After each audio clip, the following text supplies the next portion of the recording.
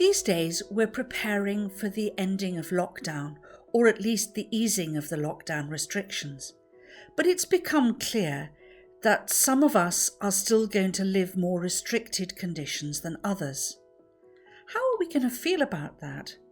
How are we going to react to the fact that some people are going to get more freedoms than others? It's a tradition in various forms of religious life to have what's called the chapter of faults. This was when the community gathered together and one by one people admitted to having broken a rule or infringed the rule in some way.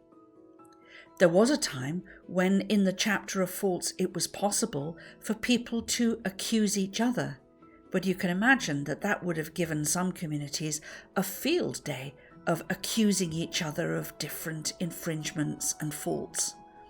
It's so much easier for us to see the faults of someone else than to admit our own.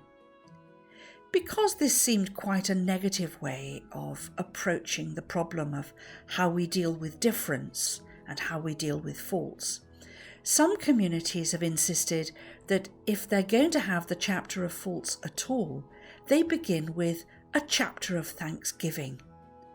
That means that before anybody gets to talk about breaking rules or infringing discipline, they talk about gifts and graces. They begin by saying something that they're thankful for, that they want to thank God for. If you start from that perspective, it's so much easier to get your own and other people's faults into perspective. You start from thanksgiving and you realise that so much is grace, so much is gift. The fact that someone else has got something more than you have pales into insignificance. So when we begin easing the lockdown restrictions, if we happen to look over our shoulder and see that our neighbour or members of our family have got something more than we have, perhaps we can begin with a chapter of thanksgiving.